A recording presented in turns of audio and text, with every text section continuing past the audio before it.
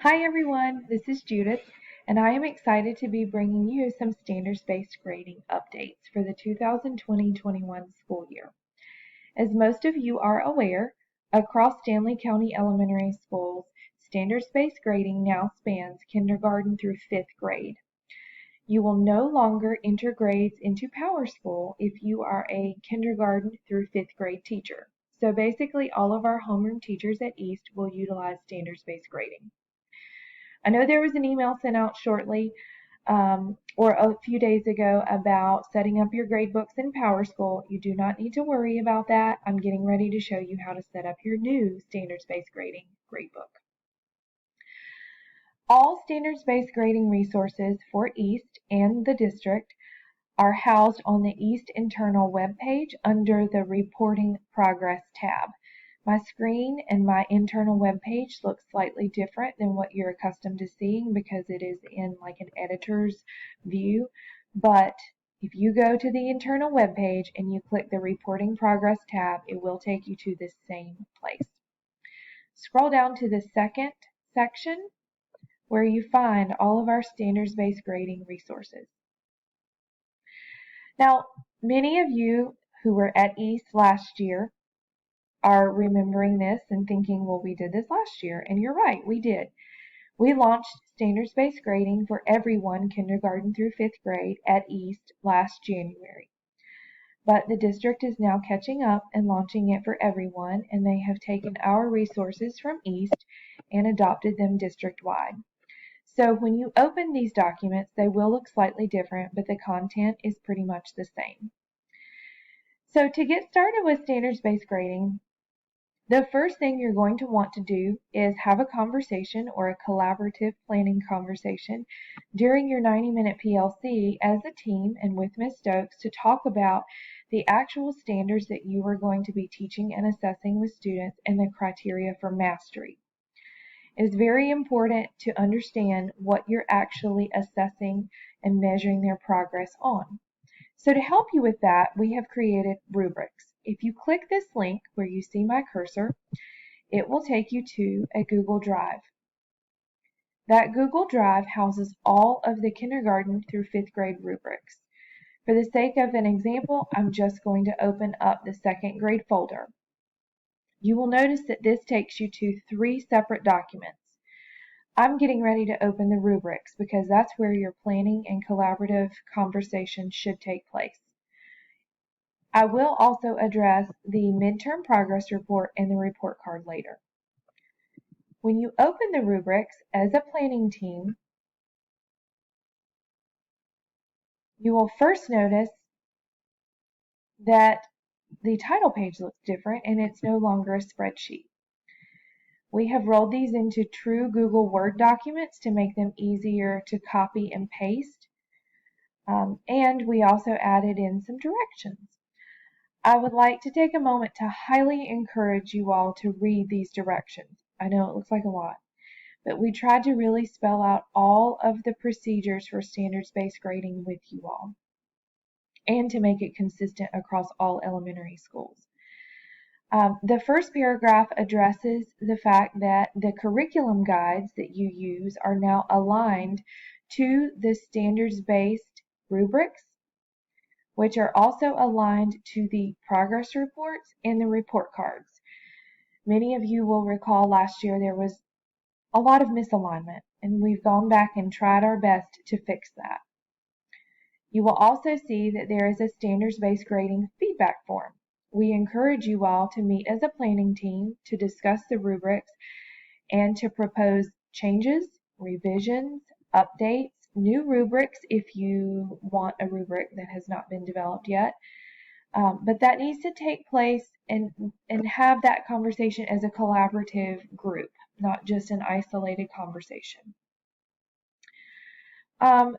We want to make sure that you all have record-keeping tools, which comes in the form of a gradebook.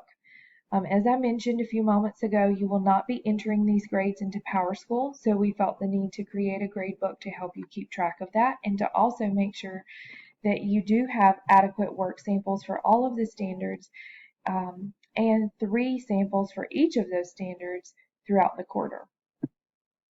There are also tips here for copying and pasting the rubrics so that you don't have to make a one-sheet copy for each child.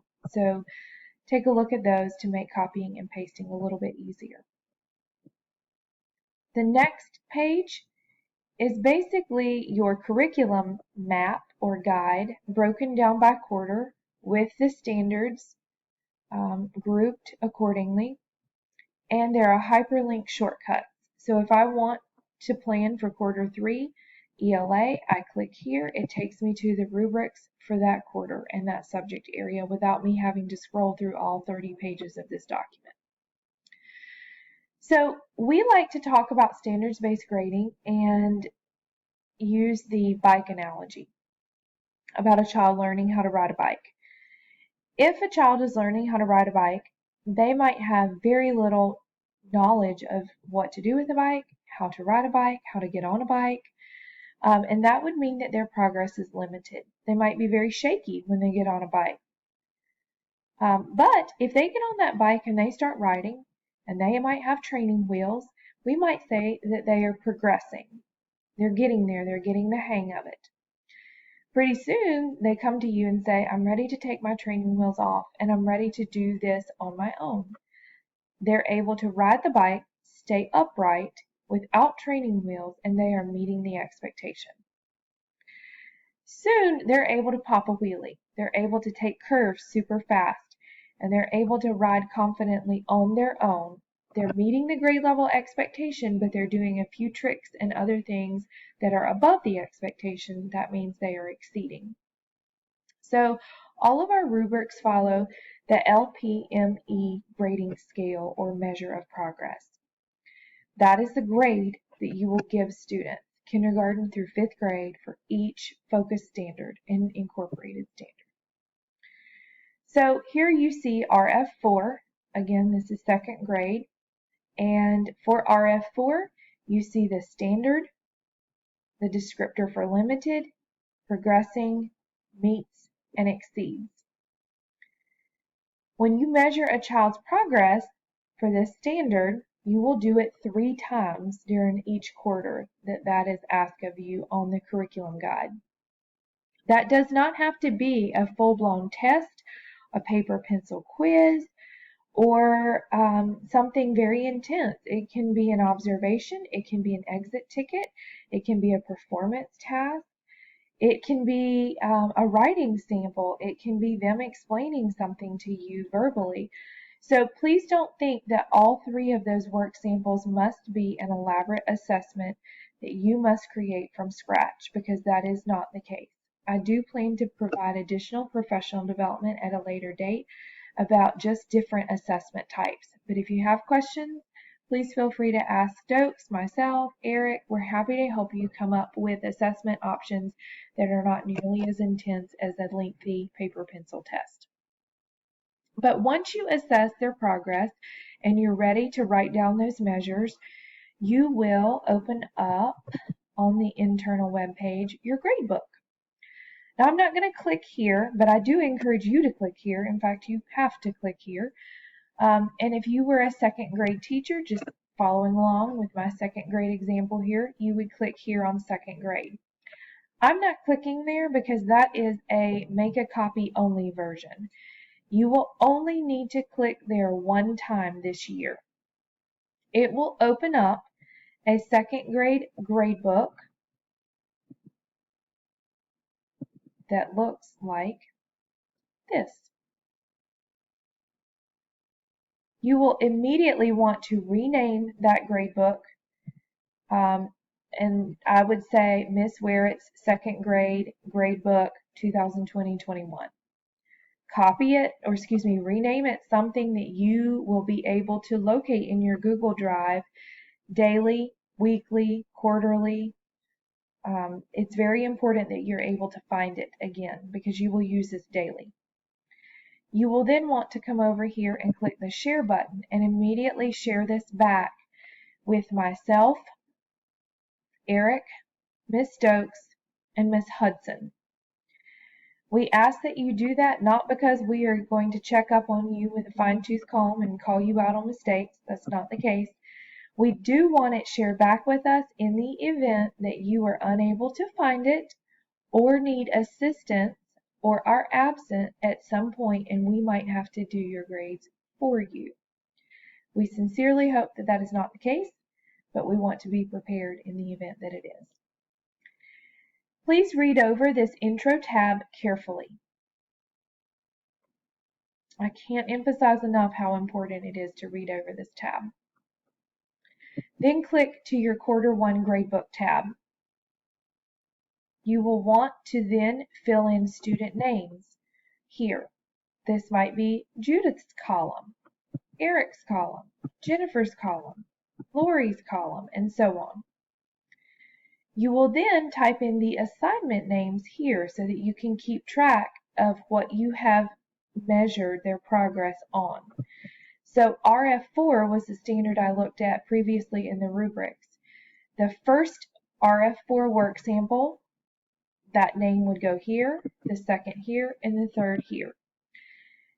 You've probably also already had a mild panic attack because you see all of the standards listed in column B and there are a lot of them. Please don't panic. You will notice that there are 3 already there for each work sample, or excuse me, each standard. That's because you need 3 work samples. And I've went ahead and copied that 3 times to help you use this as a visual checklist. By the end of the quarter, you should have a work sample of some sort, whether it be a test, a quiz, an observation, an exit ticket, or whatever it is, for each standard 3 times. In my mind, literacy is always color-coded blue, so you'll see a lot of literacy, followed by math, which is red, followed by science and social studies, which are orange and green. You will fill in their measures here. At the end of the quarter, for each of your standards, and I'm going to go back to my RF4 example, you will have 3 measures. Let's say that, for the sake of an example, Judith scored an L during the first work sample collection, a P, and then a P on the third. Judith's final measure for RF4 would be a P at the end of the quarter. That was the most recent work sample. We do not average standards-based grades. So her most recent work sample for RF4 showed that she was progressing, so that is her final measure. Let's say in Eric's column, he scored an L, he went to an M, and then ended with an M. His final measure for RF4 would be an M for that quarter. You'll see that quarters 2, 3, and 4 have already been added, so you do not need to create another grade book for subsequent quarters. I also want to point out that the COVID gaps have been noted as well. This simply means that in the previous grade level, RI5 was not taught, and it corresponds with RI5 for the current grade level, which in this case is 2. So my second grade teammates and I will likely have to go back and pre-teach some of the first grade RI5 standard before we can expect our second graders to be proficient at this RI5 standard. So, this video has covered the rubrics and the gradebook for standards-based grading. My next video is going to briefly touch on the progress report or midterm and report card.